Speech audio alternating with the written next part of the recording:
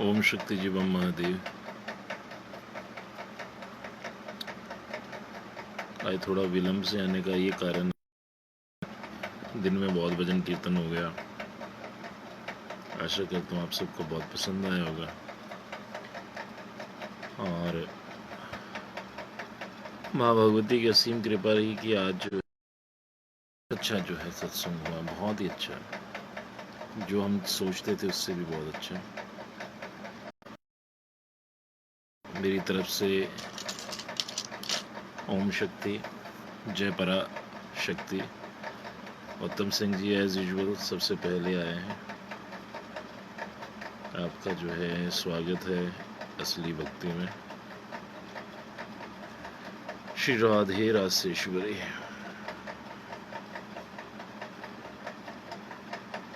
तो आज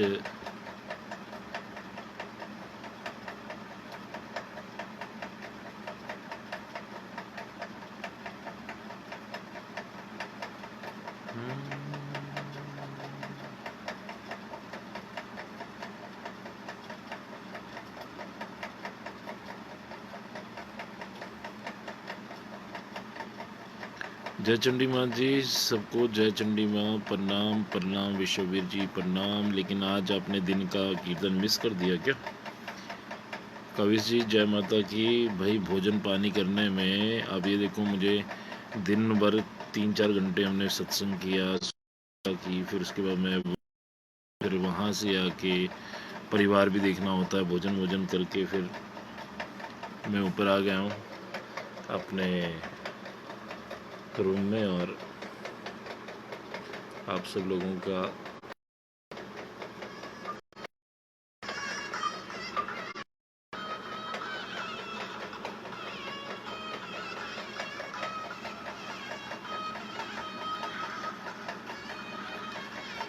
तो कैसे हैं आप सब? लंबा इंतजार नहीं, आप दिन भर मेरे ख्याल में रिक्की जी आपने आज का सत्संग शायद मिस कर दिया। देखिए आज सुबह से लेके अभी शाम तक सिर्फ भजन ही भजन हुए हैं। तो आप सब जो है बीच में उठ के भी चले जाते हैं, लेकिन हमें तो बैठे रहना पड़ता है। तो इसलिए जो है आज तो मेरा मन ही नहीं था आने का, क्योंकि मुझे लगा कि आज बहुत हो गया है। लाइव ही लाइव थे हम लोग। और चलो कोई बात नहीं। जो आज मैंने पूछा था कल मणिदीप धाम के बारे में, कितने लोगों ने पढ़ा आज? जरा देखें होमवर्क करते भी हैं आप कि नहीं करते। दूसरा, आज मैं आपको एक विश्ववीर जी ने एक प्रश्न पूछा था कि वो प्रश्न आप लिख दीजिए तो अच्छी बात है। तो और साथ में एक चीज़ है सौरभ, आप जो है सत्संग को जो है डाउनलोड कर लीजिएगा असली भक्ति पे। आज बहुत बहुत दिनों के बाद जो है बहुत अच्छा सत्संग हुआ। और तो अभी ये देख लीजिए कि हमने जो है सार निकाल दिया। और अगर लॉकडाउन का कुछ थोड़ा सा रहेगा और ज़्यादा समय थोड़ा बहुत मिलेगा तो मैं थोड़ा बहुत ना गरुड़ पुराण के बारे में आप लोगों को चर्चा करेंगे और लिंग महापुराण के बारे में। बस ये 2 चर्चाएं रह गई हैं। और अगर नहीं हो पाया तो फिर हफ्ते में जो एक क्लास लगेगी उसमें आपके साथ बात होगी।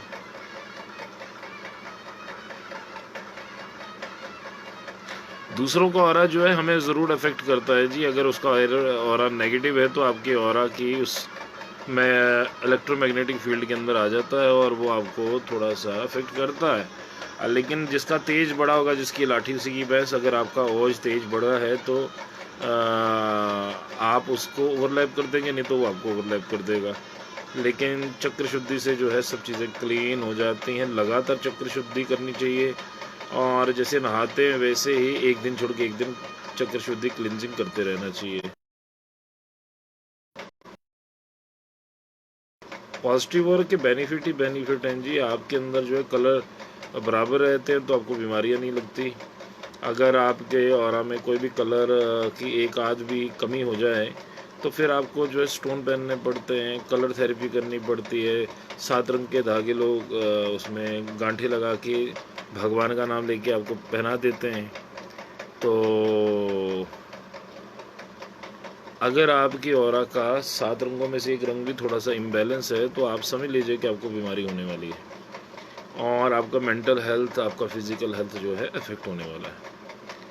और नेगेटिव ऑरा के नुकसान तो बहुत हैं कि भाई वैसा वर्षा आप जो है बीमार पड़ सकते हैं, आप चिड़चिड़े हो जाएंगे, आपसे लोगों को नेगेटिविटी आनी शुरू हो जाएगी। जिस तरह आपको किसी वक्त किसी की ऑरा में नेगेटिविटी दिखती है, यानी कि उसके साथ बैठना भी थोड़ा,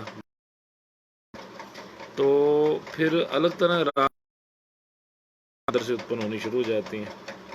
तो बस इसका एक ही उपाय है, क्लिनजिंग करिए, गायत्री महामंत्र का जाप करते रहना चाहिए, ओम का उच्चारण करना चाहिए, सुबह उठ के जो है प्राणायाम करना चाहिए। और अगर वो प्रक्रिया आप हमसे सीख जाएंगे तो आप 10 मिनट के अंदर रोज़ क्लिनजिंग, जैसे नहाते हैं वैसे ही क्लिनजिंग कर सकते हैं अपनी।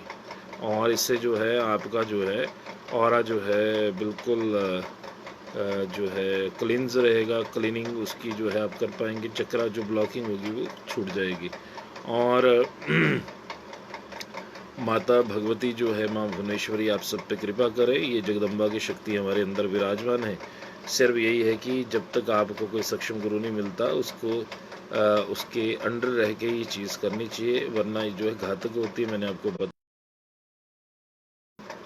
और आप सब लोग जो है बड़े प्यारे जो है भक्त लोग जुड़े हुए हैं और कृपया जो है सब्सक्राइब ज़रूर करिएगा। असली भक्ति ओम शक्ति के नाम का जो चैनल है उसको ज़रूर सब्सक्राइब करें, उसको देखें, उसको समझें, फिर उसके बाद कोई मेरे से कोई बात करें। क्योंकि कई लोग जो है बिना समझे बिना देखे ही जो है कोई वाद प्रतिवाद करते हैं, तो मैं पहले ही हार मान जाता हूँ। मैं कहता हूँ भाई आपके साथ मेरी बात नहीं हो सकती, क्योंकि आप सीखने नहीं, आप सिखाने आए हैं। तो पहले आप सीखिए, पहले देखिए, और वो जल्दी समझ में आ जाएगा कि हम क्या भक्ति कर रहे, क्या है। और ये सब चीज़ें जो हैं आपको असली भक्ति यूट्यूब पे, वो भी इन लोगों ने मुझे बताया कि यूट्यूब में ऐसा चैनल बना सकते हैं, तो आप बनाएं। और जो बना है, सौरभ जी को मैंने रिक्वेस्ट की थी कि उसमें सारे लॉकडाउन के दौरान जो भी जीवन का सार, भक्ति का सार है, सब उसमें डाल दिया था। तो ऑरा की मेरे ख्याल में विश्ववीर जी सारी बातें हो गई कि बॉडी के अंदर का जो ऑरा होता है वो कैसे इफेक्ट होता है, वो सब चीज़ें मैंने आपको शायद बता दी हैं। तो आप सब लोगों को जय माता की, जय माता की। ओम शक्ति, जय चंडी माँ, ओम पराशक्ति, जय चंडी माँ। तो आज बहुत आनंद था कि सब लोगों ने, आज लॉकडाउन का देखो भड़ास निकली है कि आज जो है अभिषेक जी आ गए, he is a wonderful person, और उनके साथ बैठ के जो है he is a struggler basically. और स्ट्रगलर जो होता है वो उसकी मनोस्थिति को जानना मैं समझ सकता हूँ, लेकिन मैं वही उसको बताया कि आपके अंदर जो टैलेंट है उस टैलेंट को ख़त्म ना होने दें। आप जो हैं गाते भी रहिए, और basically he has got his degree in some engineering,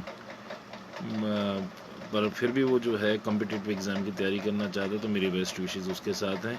और भगवान जो है उसको ऐसे ही उन्नति दें और उसका संगीत कभी ना मरने दे। संगीत जो है वो बिल्कुल सांसों की तरह होता है, जैसे एक किसी को श्वास ना मिले तो वो क्या महसूस करता है, जो गाता है उसको संगीत उसकी रूह में, उसकी इबादत में, सब में होता है प्रभु। तो आज जो है मैंने कल एक प्रश्न किया था कि चीज़ें तो आपको बॉटम लाइन समझा दी थी,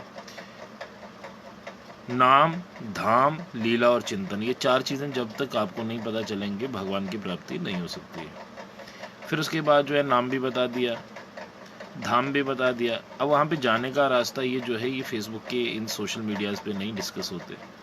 नाम, धाम, लीला, चिंतन। फिर उसके बाद कहा कि गीता का ये 24 घंटे घंटियाँ बजाने से भी कुछ नहीं होता। आपको अपना काम करते हुए, चाहे कोई भी काम कर रहे हो, आप किसी भी काम को करते करते भगवान का नाम लेते लेते काम करेंगे, अंदर से जपिए, बाहर दिखाने की ज़रूरत नहीं, अंदर से जपते जपते तो वो आपका कर्म ही आपकी भक्ति बन जाता। तो एक ये जो बॉटम पॉइंट से मैंने आपको कहा था विश्ववीर जी, आप थोड़ा सा लिख के रखिएगा, जो फिर हमने बताया कि नव दुर्गा कौन है, फिर 10 महाविद्याएं कौन है, बगलामुखी मैया कौन है, बहुत कुछ बता दिया है। फिर कुंडली शक्ति क्या है, पराशक्ति क्या है, और हम जो पूजा कर रहे हैं, फिर आंशिक अवतार क्या है, अंश अवतार क्या है, पूर्ण ब्रह्म क्या है।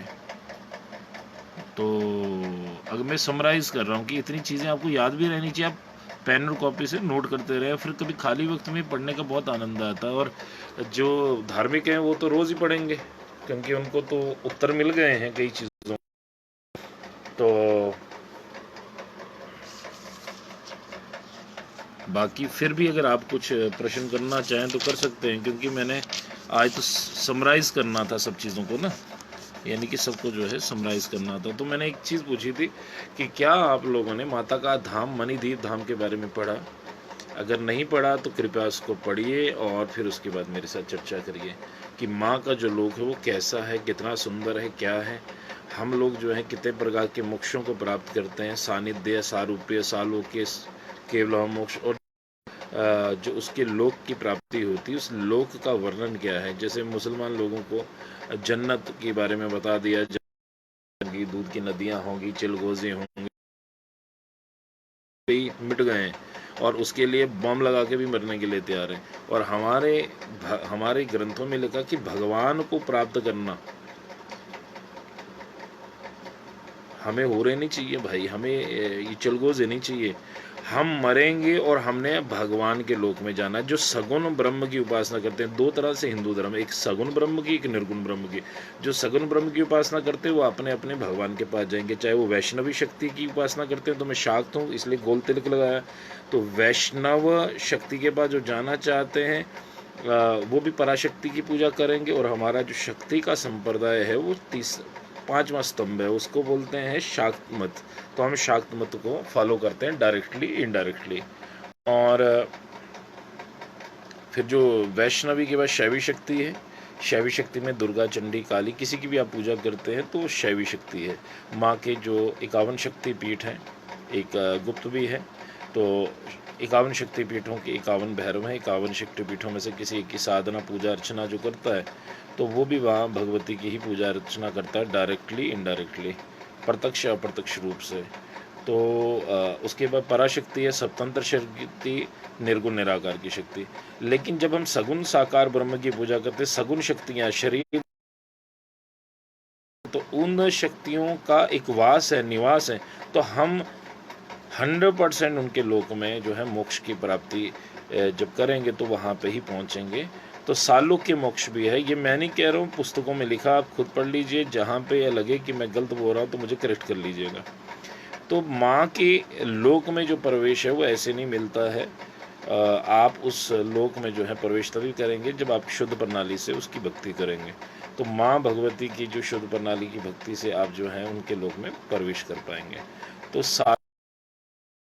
लोक का मोक्ष है, और जो लोक है वह है मणिदीप धाम।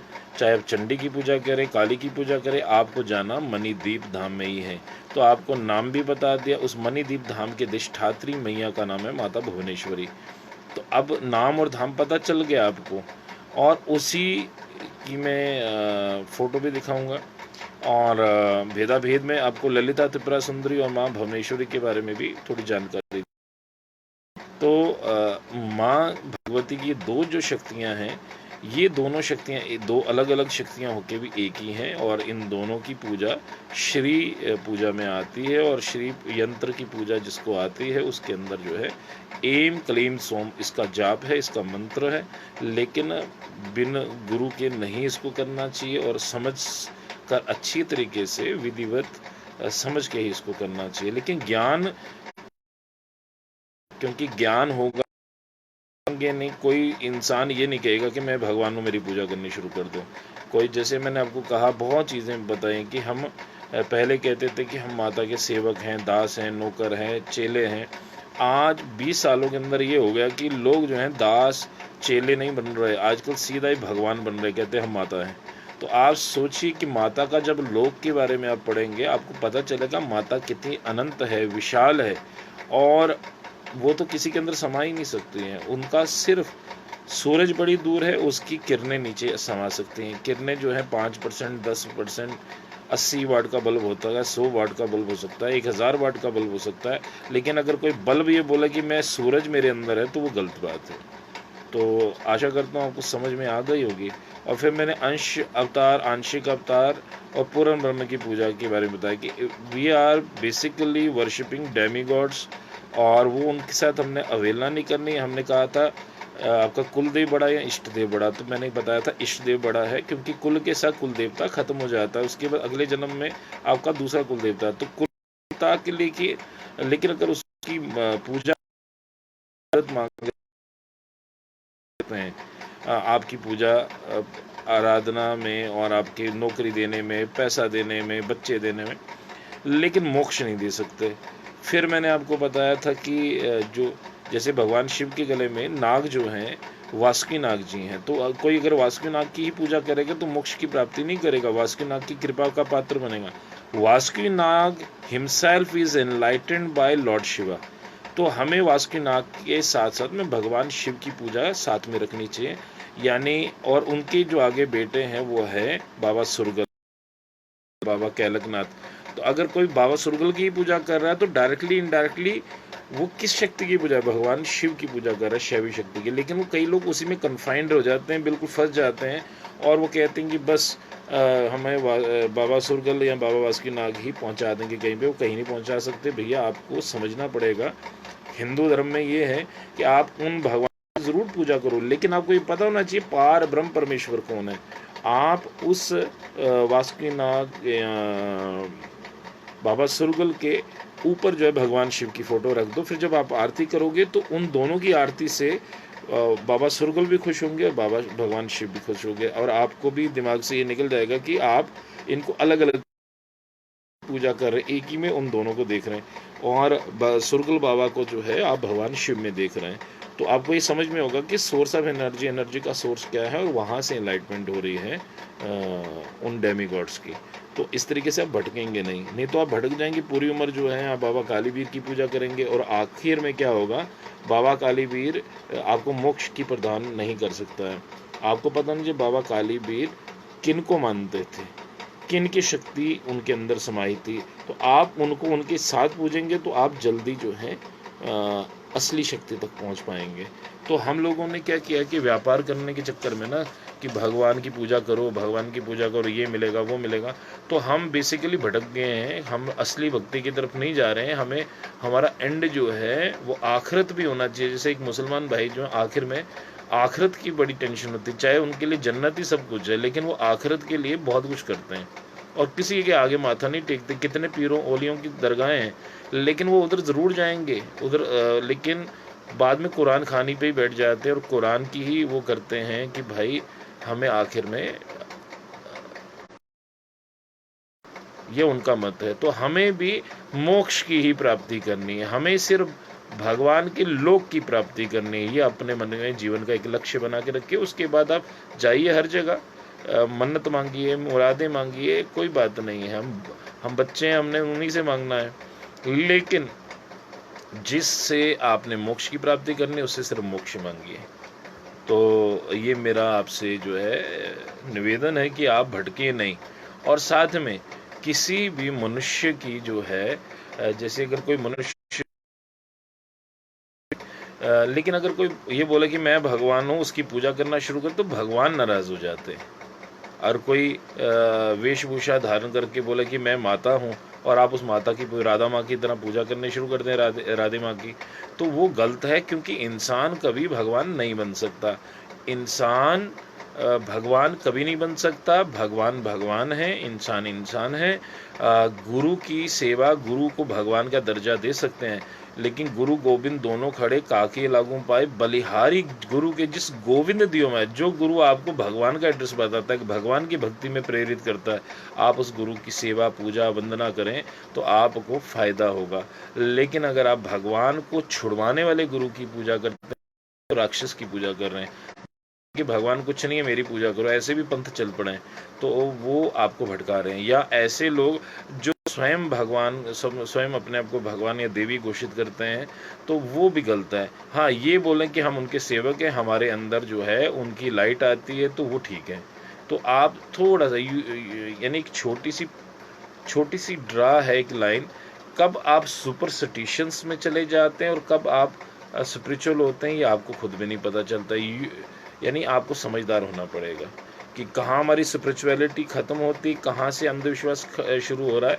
वो अंधविश्वास को नहीं हम वो लगाते, मोर स्टैम्प नहीं कर रहे हैं। जैसे अगर बिल्ली कोई रास्ता काटे तो हम बोलेंगे नहीं, ये तो किसी शास्त्र में नहीं लिखा है। तो आप जो हैं, बिल्ली ने तो भी कहीं ना कहीं जाना है। कई देशों में जो है बिल्ली को लोग जो है पालते हैं, कई जगह वो खा लेते हैं उसको, और फिर तो उन लोगों का क्या होना चाहिए। तो भगवान की भक्ति अलग है और जो ये अलग है। इनको हिंदू धर्म के साथ ना जोड़िए। हिंदू धर्म जो है, सनातन पद्धति बहुत विशाल है। सनातन कहता है कि आप मोक्ष की प्राप्ति करिए अगर आप शरीरधारी भगवान को सगुण ब्रह्म की उपासना करते हैं। मैंने एक जगह कथा की थी, तो मैंने किया था कि क्या भगवान सर्वशक्तिमान है कि नहीं। उधमपुर की बात है, उधमपुर में हमने जो है श्रीमद् देवी भागवत कथा की थी। तो मैंने पूछा था भगवान सर्वशक्तिमान है कि नहीं। उन्होंने कहा, तो सब ने सोच में कि हाँ जी सर्वशक्तिमान है। तो मैंने कहा ऐसा भगवान जो सर्वशक्तिमान है, तो वो निर्गुण निराकार अगर निराकार है, क्या वो आकार नहीं ले सकता? अगर आकार नहीं ले सकता तो वो सर्वशक्तिमान नहीं हुआ। सर्वशक्ति आकार भी ले सके, साकार भी हो सके, निराकार भी हो सके। तो गीता जी में वही लिखा कि मैं जितना निर्गुण निराकार हूँ उतना ही सगुण साकार हूँ। तो निर्गुण निराकार, सगुण साकार, ये दोनों हेड एंड टेल होगा तभी जाके कॉइन पूरी होती है। अगर कोई बोले कि नहीं वो सिर्फ निराकार है, साकार नहीं हो सकता, तो आपकी कॉइन खोटा सिक्का भाई, आप असली वाले भक्ति में नहीं है। भगवान, वो अल्लाह, वो वाहिगुरु, वो होली स्पिरिट आकार भी ले सकता है, साकार भी हो सकता है, उसकी इच्छा पे। और और और उनका जो जो चीज़ है कि अंतोगत्वा हमारी तलाश भगवान की, उस ब्रह्म की तलाश होनी चाहिए, उस निर्गुण निराकार की तलाश में हमें जाना चाहिए। हमें उन्हीं के अबोर्ड में जो है शांति मिलेगी। हमें 84 लाख की जीवनियों में नहीं आना पड़े। लेकिन जो भक्त होते हैं, कई लोग भक्ति कहते हैं हमें, अगर क्योंकि हम इतने पाप किए हुए हैं। आप मुझे एक चीज़ बताइए, यहाँ पे भी एक कंट्राडिक्शन है कि जैसे अगर आप मंदिर जा रहे हैं और रास्ते में क्या हुआ कि नाली का पानी, गंदे नाली का पानी जिसमें पॉटियाँ पड़ी हैं, वो आपके कपड़े को छू जाता, तो आप कभी भी मंदिर नहीं जाओगे। ऐसे आप नहा, तो ऐसे ही हमने इतने पाप किए हैं, तो हम इसी जन्म में कैसे मोक्ष की प्राप्ति करें। एक भजन मेरे दिमाग में आता है, मैली चादर ओढ़ के कैसे द्वार तिहारे आऊं, हे पावन परमेश्वर मेरे, मन ही मन घबराऊं, मैली चादर ओढ़ के कैसे। तो मैली चादर, हमारी तो चादरें में जगह जगह मैल है प्रभु। हम यानी वी आर बेटर जज, कोई किसी को आईना नहीं दिखाए, अपने आप। तो हर बंदे ने गलतियां की है, पाप किए हैं, तो हम ये चादर लेके हम भगवान के लोक में एक जन्म में तो जा नहीं सकते, लेकिन कोशिश कर सकते हैं। यानी एटलीस्ट हम इनरोल्ड तो रहे उनके स्कूल में, और फिर उनकी इच्छा है। कई दफ़ा जो है कुब्जा पे भी दिल आ जाता कन्हैया जी का। बाबा रसकान जैसे अयाश आदमी के ऊपर भी कन्हैया का दिल आ सकता है। तो वो भगवान की इच्छा, क्या पता किसके अंदर क्या देख लें वो, तो आपके पापों समेत आपको स्वीकार कर लें और शॉर्टकट भी दे दें। उनका सानिध्य में, उनके सानिध्य में रहें, उनकी पूजा वंदना जो आराधना वो आप करते रहिए। तो अब भगवान की प्रार्थना आराधना से पहले एक चीज़ होती है शरणागति, जिसको कहते हैं सरेंडर करना अपने आप को। तो आज थोड़ा सा उसके बारे में बताऊंगा, लेकिन आप लोगों ने मेरे प्रश्न का उत्तर नहीं दिया। बहुत चालाक लोग हैं आप। कि आपको मैंने कहा था मणि के माँ का जो धाम है, मणिदीप धाम, उसके बारे में पढ़ के आइए। तो आप में से किसी एक ने भी नहीं बताया मुझे। तो भगवान श्री कृष्ण जो हैं वो एक श्लोक में करते हैं, सर्व धर्म परित्यज्य मम एकम शरणम व्रज। धर्मों के आश्रय को त्याग कर एक मेरी शरण में आ, मैं तुझे संपूर्ण पापों से मुक्त कर दूंगा, शोक मत कर। तो भगवान श्री कृष्ण, ये भगवान श्री कृष्ण नहीं कह रहे हैं, भगवान कह रहे हैं कि तुम संपूर्ण धर्म का मतलब ये नहीं कि आप यानी जगह जगह भटकना छोड़ के आप भगवान की शरण में आ जाएं, मैं तुम्हें संपूर्ण पापों से मुक्त कर दूं। तो लेकिन असली भगवान की शरण में हम आजकल कलयुग में क्या है, नकली भगवान भी हो गए हैं प्रभु। तो आप जरा सचेत रहिए, जो सनातन में हिंदू धर्म के शास्त्रों में लिखे हैं वही भगवान है, और सनातन कभी झूठ नहीं बोलता। स्वयं भगवान होना ये संपूर्ण साधनों का सार है। इसमें शरणागत भक्त को अपने लिए कुछ भी नहीं शेष करना रह जाता। जैसे पतिव्रता अपना कोई काम नहीं रहता, वह अपने शरीर संभाल के पति के नाते पति के लिए ही काम करती है, वैसे ही घर, कुटुंब, वस्तु, पुत्र, पुत्री अपने कहलाने वाले शरीर को भी अपना नहीं मानती। वो सदैव पति को देवता ही मानती है। तात्पर्य ये हुआ कि जिस प्रकार पतिव्रता पति के परायण होके पति के गोत्र में अपना गोत्र मिला देती है, पति के घर को ही अपना घर मान लेती है, इसी प्रकार शरणागत भक्त भी शरीर को लेके माने जाने वाले गोत्र, जाति, धर्म आदि को भगवान के चरणों में समर्पित कर देता है और निर्भय, निशोक और निशंक हो जाता है। तो इस प्रकार से जो है इसको हम कहते हैं शरणागति। शरणागति में भगवान को सर्वस्व अपना सौंप देना होता है। आपके सुख दुख जीवन के सार सब जो हैं ये उच्च कोटि की बातें हैं महाराज, थोड़ा बहुत समझ लीजिए, जितना समझ आता है ये तो प्रैक्टिकल करने पे पता चलेगा।